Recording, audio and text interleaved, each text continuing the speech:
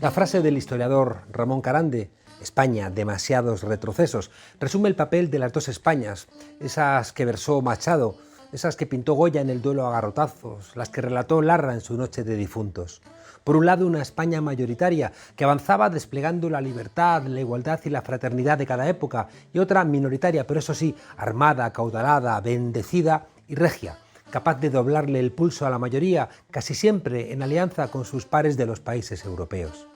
Los siglos XIX y XX en España son un ejemplo de la falta de compromiso de las élites caciquiles y oligárquicas con la democracia que iba asentándose poco a poco en el marco europeo. El siglo XIX arranca con los Borbones vendiendo la corona a Napoleón Bonaparte a cambio de dinero y de privilegios, un gran compromiso. Tanto Carlos IV como Fernando VII fueron unos traidores a la patria. No en vano, Fernando VII asesinaría a una parte de los mejores españoles que querían una España liberal y que la habían defendido de la invasión extranjera. Le ayudaron, por supuesto, a Fernando VII mercenarios extranjeros, los 100.000 hijos de San Luis. El conservadurismo español ve a España como un cortijo propio y siempre para recuperarlo nunca ha dudado en invitar a extranjeros para matar en suelo español a otros españoles. A Franco le ayudó Mussolini, Hitler y los regulares marroquíes. A Abascal le financió un grupo terrorista iraní. La Primera República de 1873 la celebró el pueblo como algo inevitable. Emilio Castelar dijo: señores, con Fernando VII murió la monarquía tradicional, con la fuga de Isabel II la monarquía parlamentaria, con la renuncia de don Amadeo de Saboya la monarquía democrática. Nadie ha acabado con ella, ha muerto por sí misma. Nadie trae la república, la traen todas las circunstancias, la trae una conjuración de la sociedad, de la naturaleza y de la historia. Señores, saludémosla como el sol que se levanta por su propia fuerza en el cielo de nuestra patria. Pero no nos engañemos, había republicanos de derecha, conservadores que simplemente habían entendido que en ese momento la monarquía no les servía para sus fines, pero que cuando llegara el momento volverían a la restauración borbónica.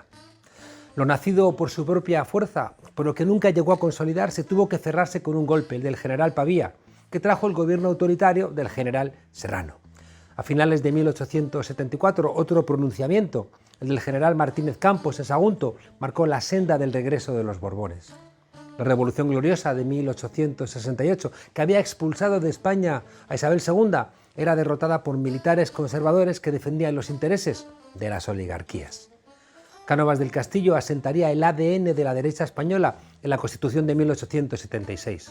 Monárquica, católica, militarista, bipartidista, centralista y defensora de un capitalismo rentista y clientelar. La efervescencia popular a comienzos del siglo XX la frenó el golpe del general Primo de Rivera, otra vez un militar golpista. Pero la crisis del 29 aumentó el enfado popular y la fuerza de las clases medias y de los sectores populares trajeron la Segunda República. Y otra vez un golpe de los enemigos de España en 1936, otra vez militares rompiendo su juramento a favor de las oligarquías y otra vez, como ya hiciera Fernando VII, pidiendo a potencias extranjeras que vinieran a derramar sangre española a cambio de algún privilegio. En aquel entonces, con Mussolini, una mayor presencia en el Mediterráneo, frenar a Francia y acercarse a Hitler en una lógica europea. Y en el caso de la Alemania nazi, preparar en suelo español lo que iba a ser después la Segunda Guerra Mundial. La crisis económica de 1973 no iba a impedir que Franco muriera en el año 75 en la cama, pero logró que el franquismo muriera en la calle. Y luego otra vez esa nueva correlación de fuerzas entre sectores populares y clases medias frenó la continuidad de la reacción. Y si bien no logró la ruptura con el franquismo, logró una constitución que emparentaba a España con lo mejor del constitucionalismo europeo de posguerra. Tan es así que en 1981 militares conchavados con el rey Juan Carlos dieron un golpe de Estado para encarrilar otra vez este país en la dirección que marcaran las élites. La crisis de 2008 trajo el 15M y la defunción del modelo canovista, que se había recuperado con la interpretación conservadora de la Constitución de 1978 y el golpe de Tejero. El 15M y la irrupción posterior de Podemos ha llevado al emérito a Dubái, al bipartidismo, a la imposibilidad de gobernar en solitario. Ni el PSOE ni el PP pueden hacerlo. Al centralismo, a un callejón sin salida. Al capitalismo clientelar, a la cárcel. Recordemos que el PP es el partido con más dirigentes en prisión por robar a España. También ha llevado al catolicismo a refugiarse dando gritos en la COPE. Por eso hoy, 90 aniversario de la Segunda República, la derecha sigue con sus maneras golpistas. Ahora, en el siglo XXI, a través de los medios de comunicación, penetrando en algunos sectores de las Fuerzas Armadas y de los cuerpos y fuerzas de seguridad del Estado y solicitando ayuda a algunos jueces amigos. Y todo lo que atacaron a los dirigentes republicanos, todo lo que atacaron a los liberales, todo lo que atacaron a los que querían defender esa España de las mayorías, hoy atacan a los dirigentes de Podemos. Incluso han empezado a atentar contra sus sedes. Y Vox ya ha dicho que hay que legalizarlo, como haría Franco en su momento. Pero la izquierda va aprendiendo de sus errores y sabe que solo cuando va separada permite a los enemigos de España que se hagan con el poder. Y hoy, 90 aniversario de la Segunda República, el mayor homenaje a aquellos hombres y mujeres enormes, es decirles, la derecha no va a gobernar España en mucho tiempo y no vamos a permitir que vuelvan a convertir este país en un cuartel con todas las libertades desterradas. Así que desobedientes, salud y república y bienvenidas a la frontera. Paracaidistas españoles haciendo el saludo nazi o cantando canciones fascistas, militares retirados ofreciéndole al rey sus servicios para un golpe de Estado, generales franquistas soñando con fusilar a 26 millones de españoles y con presencia permanente en los medios de comunicación sin ningún tipo de problema. Pues muy democrático no parece. A todos estos salvadores de la patria habría que recordarles su juramento de respeto a la Constitución y su promesa de defenderla y recordarles que la soberanía nacional reside en el pueblo de España, de izquierdas, de derechas o de centro, pero en el pueblo español. Esa misma Constitución, en su artículo 97, establece que es el gobierno, elegido democráticamente por ese pueblo, el que dirige la política interior y exterior, la administración civil y militar y la defensa del Estado.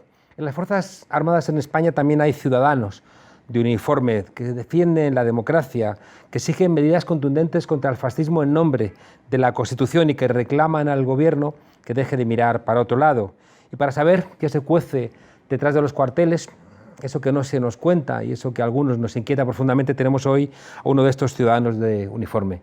Un saludo, gracias por acompañarnos y lamentar profundamente que tengáis que ocultaros, que haya que distorsionar la voz, porque es realidad, ¿no?, que cuando dais la cara por defender la democracia dentro de los cuarteles, pues os suelen echar del ejército. Así es, desgraciadamente. Déjame preguntarte, para arrancar, acerca de si es real que las ideologías ultraderechistas están socialmente normalizadas en las Fuerzas Armadas. Sí, en efecto es así. Y yo creo que para entender esto tenemos que comprender que el ejército español como tal es derrotado en el 39 y desde entonces lo que ha preexistido es el ejército de Franco, básicamente. Entonces es un ejército que se fundamenta en unos pilares ideológicos muy claros y que además, una vez se dio la transición, digamos, en el ámbito civil, en el ámbito militar no sucede nada. Simplemente se prolonga esa situación de hegemonía de unas élites vinculadas al terratenientismo, al mundo de la burguesía industrial, de las finanzas, y que hacían parte de ese estamento militar, de la alta jerarquía militar, y que se ha venido reproduciendo desde entonces. Entonces es lógico que la hegemonía del pensamiento ultraderechista permanece en la institución e impregna de arriba a abajo toda la estructura.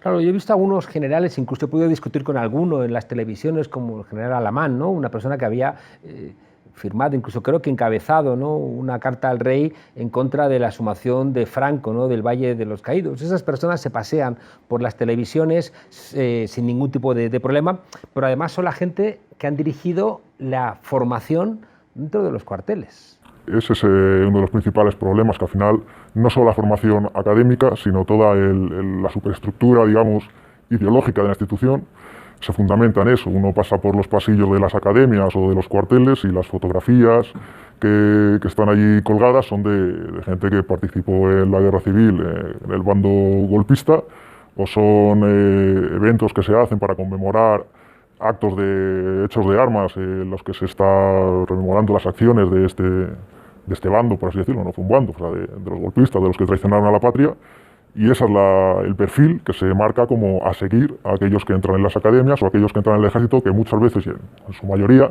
no entran con un perfil ideológico determinado, pero sí que al final, en una pura dinámica profesional, cuando uno entra en una empresa, y se marca que el perfil para ser bueno en la empresa debe ajustarse a unos cánones, pues la gente tiende a esos cánones. Entonces, si unas determinadas ideologías, una determinada concepción de lo que tiene que ser la milicia es la dominante y es la que viene definida por ese ejército que decimos que viene del franquismo, pues la gente que entra en la calle, aunque no tenga una ideología previa, acaba asumiendo eso como propio y acaba consolidándose dentro del estamento militar esa forma de pensar. Esa lluvia fina termina calando. Yo recuerdo que me invitaron a dar una clase en el CSDEM, en el curso de Estado Mayor, porque soy de los pocos que tienen escritos sobre la gobernanza. Y recuerdo que montaron un escándalo asociaciones de militares, de oficiales retirados, ¿no? como diciendo que qué hacía yo, ¿no? en el CSDEM, es decir, como que si eso les perteneciera, como si el ejército realmente, como tú planteas, perteneciera al bando que, aliado con Mussolini y luego con Hitler, ganaron la guerra civil. Esa es otra cosa curiosa que a mí me resulta llamativo, y es que el ejército golpista, por así decirlo, que al final no era el ejército de España, el ejército de España lógicamente defendió el orden constitucional y defendió la República, que era en aquel momento la forma de Estado. El ejército de Franco no hubiera vencido si no hubiera sido por el apoyo directo del ejército alemán, del ejército italiano, de las fuerzas marroquíes, de los voluntarios portugueses, por el bloqueo que hubo a la democracia española internacionalmente y por los apoyos de los grupos financieros tanto de España como del extranjero a la causa fascista. Déjame preguntarte, porque detrás de todo esto también hay una concepción de los militares como trabajadores, ¿no? Y hay reivindicaciones laborales urgentes que estáis reclamando. Sí, nosotros como militares y como trabajadores entendemos que es fundamental tener la capacidad, o tener al menos legalmente reconocida esa capacidad de organizarnos para poder reivindicar ya no solo subidas salariales, que entendemos que es una de las principales necesidades, porque estamos cobrando, el soldado promedio está cobrando la mitad que el guardia civil promedio, sino también todo lo que es la construcción de un marco de derechos para poder reivindicar ya no solo temas salariales, como digo, sino temas de conciliación familiar, temas de política de destinos, temas de en fin, todo lo que cualquier otro trabajador en la vida civil puede aspirar a luchar. Hay un problema también vinculado a la temporalidad. Efectivamente, ese es otro de los grandes problemas. A los 45 años se da por finalizado el servicio de la tropa y a partir de ahí quedan en la calle, por así decir, ¿no? Y eso es uno de los grandes caballos de batalla. Nosotros entendemos que un militar profesional puede, por la edad, no tener que tener una vinculación directa a unidades operativas en los que se tiene una exigencia física, pero sí que hay numerosos puestos a nivel logístico, a nivel de administración, que podrían ocupar estos militares, o en cualquier caso se podría estructurar una política de desvinculación de la tropa para que vayan asumiendo otro tipo de trabajos en el ámbito de la administración, favorecidos por el Estado, ¿no? Eso, sobre la ley, sobre el papel, está reconocido que sea así y se supone que deberían haber políticas encaminadas a esa redirección de la tropa que sale del ejército, pero a la práctica no se da. No se da y estamos viendo permanentemente como no hay ninguna voluntad de que se dé. Es que además una buena parte de esos trabajos se subcontratan a otras empresas y podrían hacerlo, ¿no?, los miembros de la tropa. Efectivamente, hay trabajos sobre todo de vigilancia después de los acuartelamientos que están dando compañías de seguridad privada, hay temas de logística a nivel de alimentación o de mantenimiento de los acuartelamientos, que al final son contratas civiles y que además llevan todo una política un poco de contrataciones cuanto menos oscuras en muchos casos. Sois muy críticos con el papel de la ministra Margarita Robles. Sí, bueno, creo que es evidente que no está moviendo absolutamente nada en el sentido de una mejora de las condiciones de la tropa, en el sentido de una democratización dentro de las Fuerzas Armadas y, por supuesto, la cosa más evidente es la nula participación a la hora de involucrarse en el tema de los grupos ultraderechistas que operan a sus anchas dentro del ejército. Mientras que se persigue a aquellos que claman por la democracia y por la democratización dentro de las Fuerzas Armadas, se deja operar a la ultraderecha como hasta ahora se la ha venido dejando, y eso nos parece que no es de recibo para una ministra que se dice socialista. La ministra Robles en algunos momentos de su trayectoria histórica plantó cara, ¿no?, a sectores que estaban, por ejemplo, de la Guardia Civil implicados en casos de tortura, incluso de asesinato, ¿no? ¿Y qué ha ocurrido para que ahora...? Pues eso tendríamos que preguntárselo a la señora ministra, pero desde luego que en lo referente a las Fuerzas Armadas no solo no hace nada, sino que parece justificar la situación que se vive y desde la ignorancia de lo que sucede, no en ignorancia de que no lo sepa, porque efectivamente sabe lo que se está sucediendo, porque nos estamos encargando nosotros y otros muchos de tratar de sacar la luz. Simplemente pues pasa del tema. Hay en todos los ejércitos, en todo el mundo, solo contaba Huntington, una concepción laboral muy especial porque el ejército se siente a sí mismo como los defensores en última instancia de la patria en peligro, ¿no? En la formación, en las escuelas, en la autocomprensión del ejército como articulado para un enemigo exterior, aunque en España es verdad que desde el siglo XIX el enemigo del ejército ha sido un enemigo interior, ¿no? Pero esa concepción del ejército como el defensor de la patria en peligro le hace tener una concepción de la patria casi patrimonial.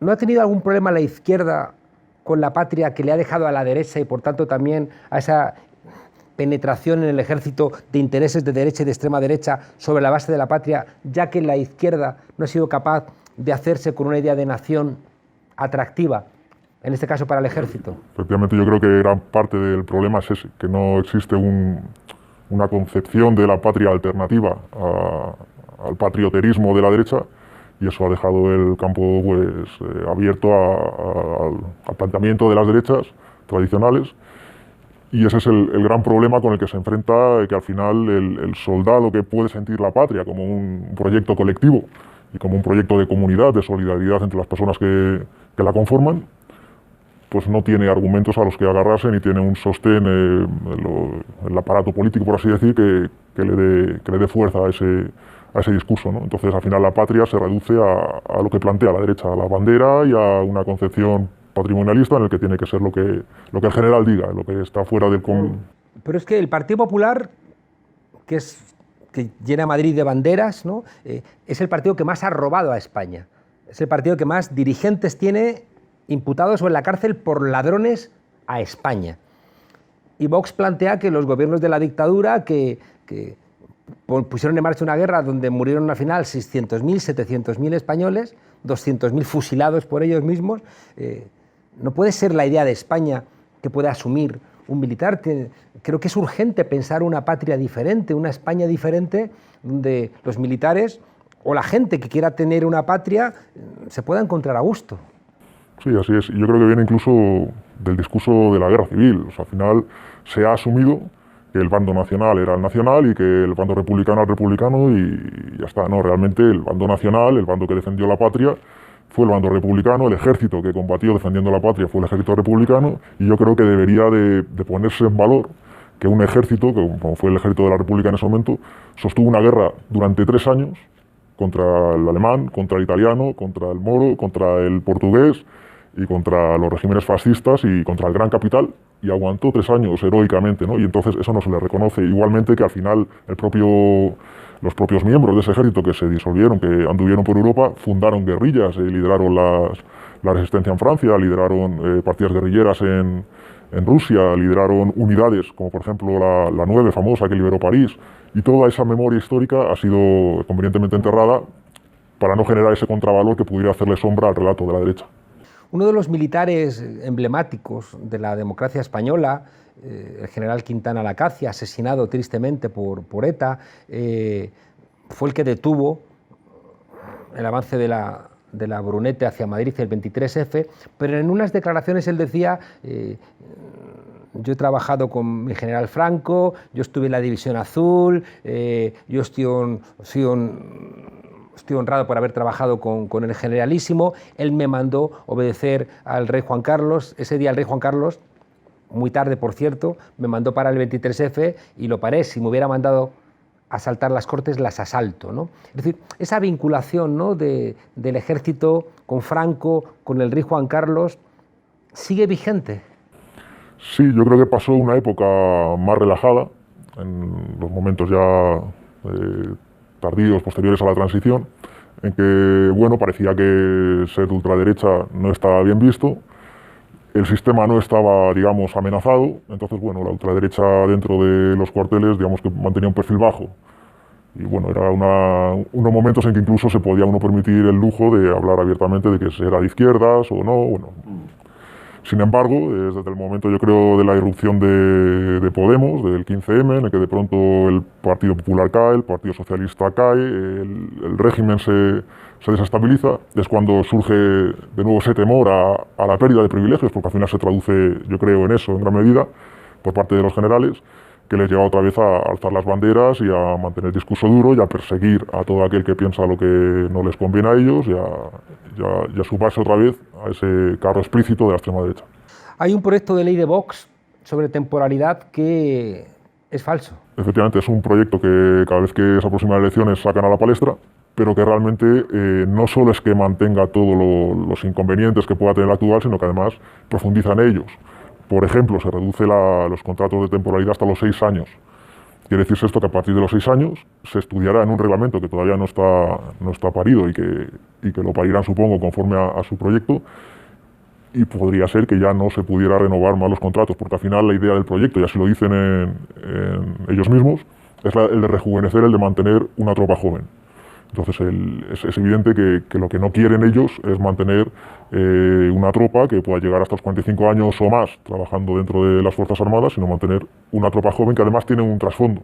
Es decir, una tropa que no llega a desarrollarse durante años en el ejército, al final no se generan los lazos de cohesión necesarios para exigir mejoras, no se genera una implicación dentro de las Fuerzas Armadas como para conocer dónde están los defectos y proponer mejoras dentro de las Fuerzas Armadas, ya no solo a nivel retributivo, sino a nivel de trabajo y poder señalar cuáles son los errores y cuáles son los fallos de la institución. Entonces, cuanto menos tiempo esté la tropa dentro de las Fuerzas Armadas, es una ventaja también para ellos porque les mantiene al mando del chiringuito con mucha más facilidad. Vamos a terminar, claro, las afirmaciones de miembros del ejército estremecen, ¿no? Apalear menas, bombardear pateras, ¿no? Frases que se han oído en la academia de suboficiales, la Asociación Militar Tercios Viejos Españoles, dirigida por un jefe de inteligencia del ejército, lanza una campaña contra vosotros. El teniente coronel Enrique Area acusaba el otro día a Pablo Iglesias de no servir ni para barrer un cuartel, como si él hubiera barrido alguna vez un cuartel. El teniente Segura expulsado, el cabo Marco Antonio Santos. Hemos visto, por ejemplo, en otros lugares de Europa que esos comportamientos vinculados a la extrema derecha se han solventado con el cierre de unidades o con la expulsión de gente fuera del ejército porque no cumplen los preceptos constitucionales. Sí, nosotros, como ciudadanos de uniforme, nosotros hemos hecho un informe bastante extenso en el que se pone manifiesto eso, las actitudes que han tomado otros países en situaciones similares, y se pone el contrapunto en España como, lejos ni de parecerse a ese tipo de actuaciones, aquí parece que se les da cuartel para que los generales sigan con sus dinámicas y la ultraderecha siga acampando en sus aires.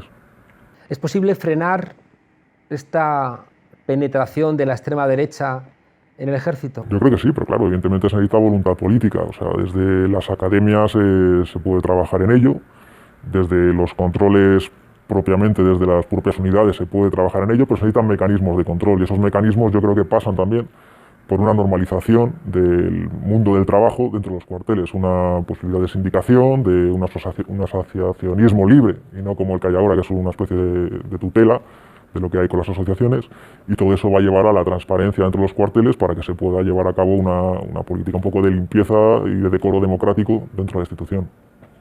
Muchísimas gracias por acompañarnos aquí en la frontera. Suerte, ¿no? Yo creo que en otros momentos de la historia el ejército español, muy vinculado ciertamente al pueblo, ha sido el responsable de gestas heroicas. En 1808, en 1868 con la Revolución Gloriosa, como bien planteabas antes, en 1936 parándole los pies al fascismo cuando fue un paseo en Alemania, fue un paseo en Italia, fue un paseo en Francia, ¿no? La imposición del fascismo, y aquí les costó Dios y ayuda. Recuperar ese ejército, ¿no? Vinculado al pueblo, vinculado a una idea de España que no sea la idea de estos ladrones, ¿no? Parece que es una tarea pendiente y hay que trabajar, y yo creo que vuestro trabajo va en esa dirección, así que muchas gracias. Gracias a vosotros por darnos voz. Hasta pronto. Hasta luego.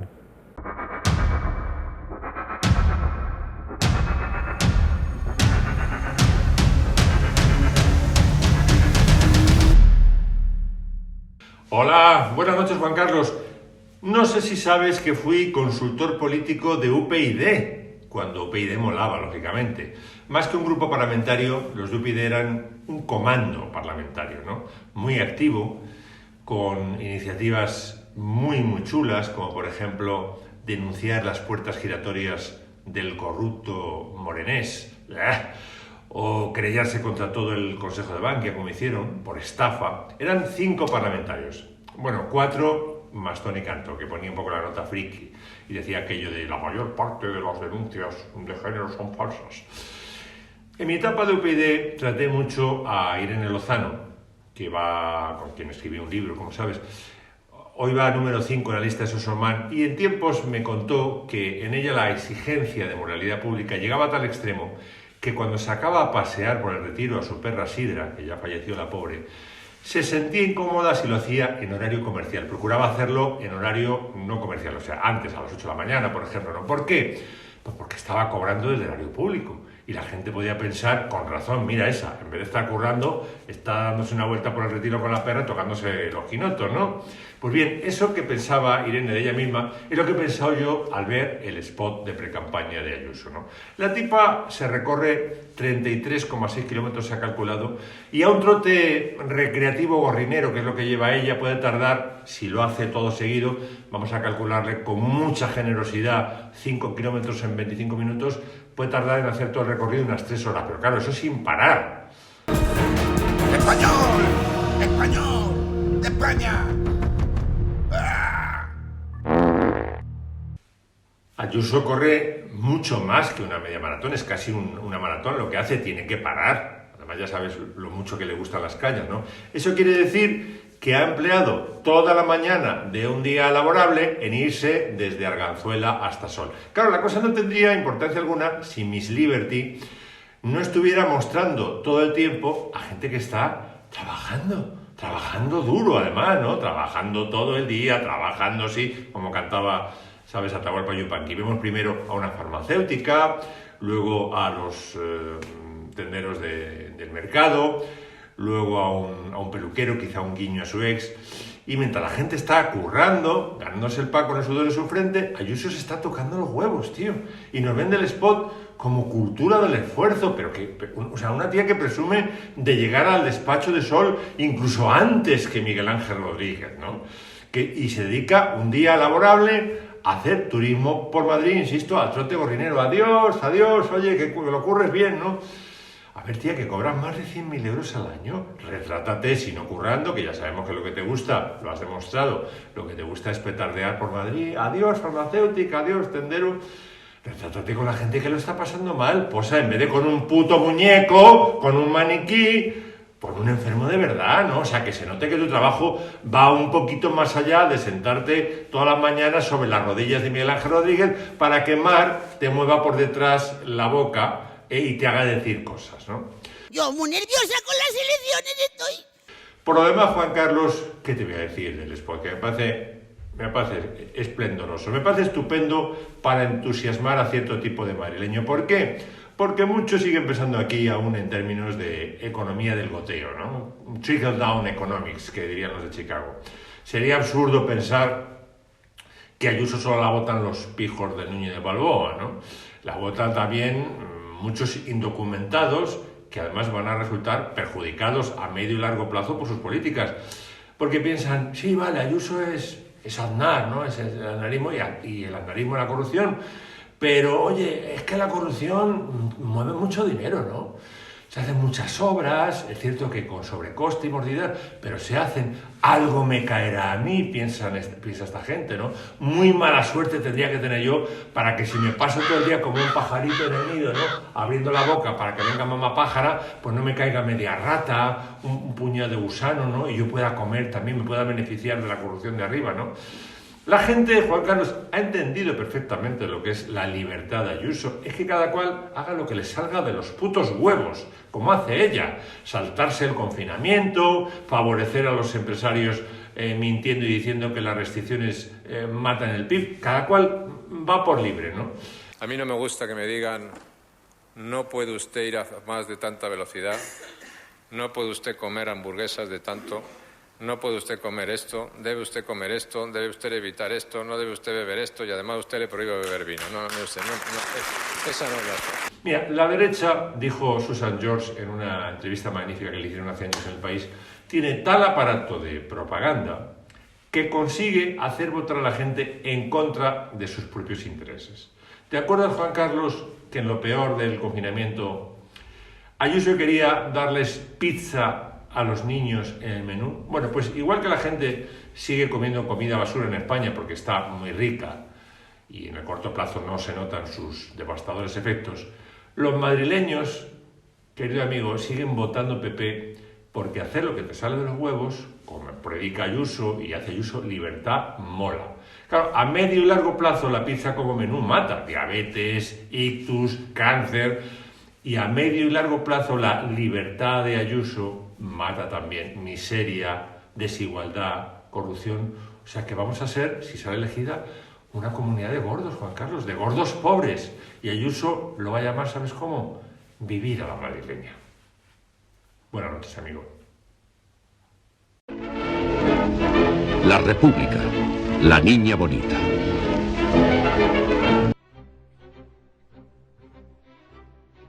...14 de abril de 1931... una amplísima mayoría de la población recibe con euforia la esperanza de una nueva España más justa y moderna. Mientras el pueblo festeja en las calles, Alfonso XIII pasa sus últimas horas en el Palacio Real. La propaganda monárquica ha repetido hasta la saciedad el bulo de que salió de España para evitar un baño de sangre. La realidad es bien distinta. El rey estaba más aislado que nunca. El pueblo no le perdonaba los 7 años de dictadura del general Primo de Rivera, las guerras exteriores, las levas que liberaban a los ricos de dar la sangre por España. Las oligarquías habían dejado de representar una garantía de continuidad. Como dijo Valle Inclán, el rey se fue por ladrón, no por ninguna otra cosa. La escasa popularidad de la monarquía había quedado patente en las elecciones municipales del 12 de abril, con la victoria de los republicanos en 41 de las 50 capitales de provincia.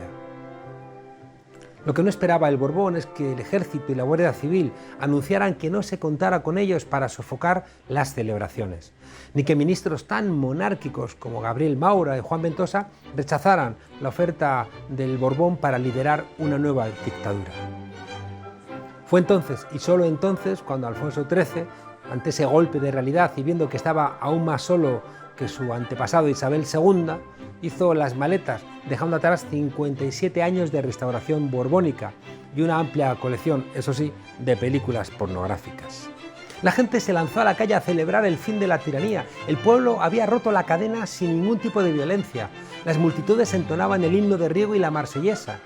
Escribió Antonio Machado: la República salía de las urnas acabada y perfecta como Minerva de la cabeza de Júpiter. Ay, el poeta no sabía que al final iba a tener que cruzar andando con su vieja madre la frontera camino de Francia. El pueblo, que es fuente de todo legítimo poder que se quiera llamar democrático, tomaba las riendas de su propio destino, o al menos iba a intentarlo. El viejo anhelo de una España más social y progresista, que dejara en la memoria siglos de atraso económico y social, se hizo realidad. Desgraciadamente, en un momento en donde en Europa estaba haciéndose fuerte el fascismo y el nazismo. La República dotó a España de una constitución democrática, se abrieron miles de escuelas, las mujeres pudieron por vez primera votar, se proyectó una reforma agraria, se aprobó una reforma laboral avanzada, se separó a la Iglesia del Estado y Lorca y la Barraca recorrían España, devolviéndole al pueblo la cultura que nacía del pueblo. Lástima que aquel soplo de libertad se truncara dramáticamente ese 18 de julio de 1936. Por culpa de militares traidores, de banqueros ladrones y extraperlistas, de obispos sin sombra alguna de compasión, de fascistas a sueldo de Mussolini, de aventureros que querían pescar en aguas revueltas, de empresarios cortesanos que solamente sabían hacer negocio robando en el entorno de la corte, y de políticos, unos reaccionarios y otros incapaces de haberse dado cuenta de que había una conspiración contra la República. La ira de los que querían convertir a España en una sucursal del fascismo y también la soberbia de algunos republicanos que no entendieron lo que estaba pasando.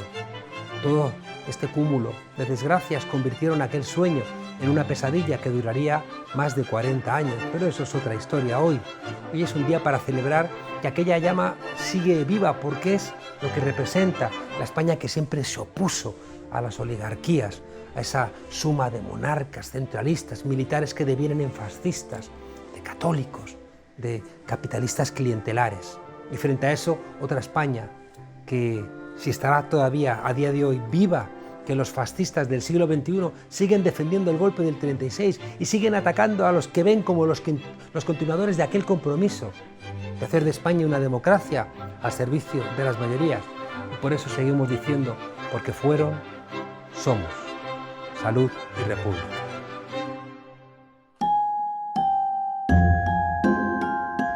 Hoy, 14 de abril de 2021, día en que se cumplen 90 años de la Segunda República, Santiago Abascal, el líder de Vox, un demócrata reconocido en los confines del mundo y aliado confeso de Isabel Díaz Ayuso, ha quedado retratado para siempre.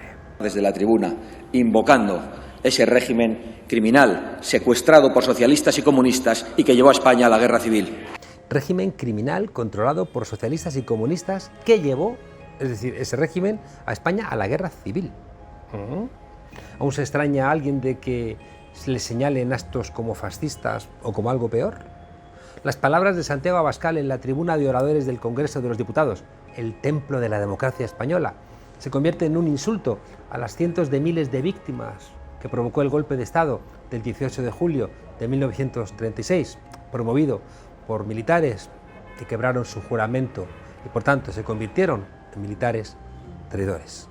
¿Nos imaginamos a un diputado alemán justificando al Tercer Reich y llamando criminales a las víctimas?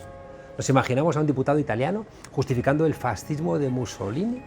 Es difícil de imaginar porque en esos países tergiversar la historia de esa manera está castigado con penas de cárcel, porque es un insulto a las víctimas del terrorismo de esos regímenes.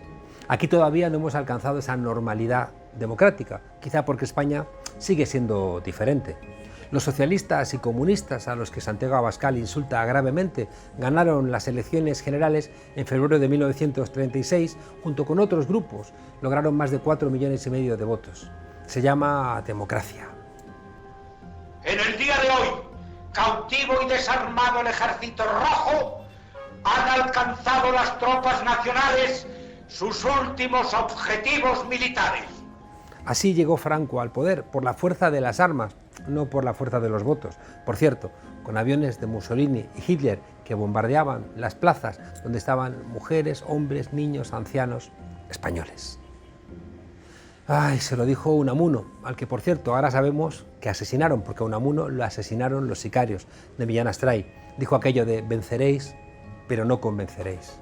Cientos de miles de muertos en acciones militares, en campos de concentración y cárceles, en bombardeos a ciudades, 500.000 exiliados, cientos de miles de detenidos, trabajo esclavo levantando, por ejemplo, ese inmundo Valle de los Caídos. Eso sí, es un régimen criminal. Y todavía se extrañan algunos que no les quieran en Vallecas, porque Franco, cuidado, nunca bombardeó el barrio de Salamanca.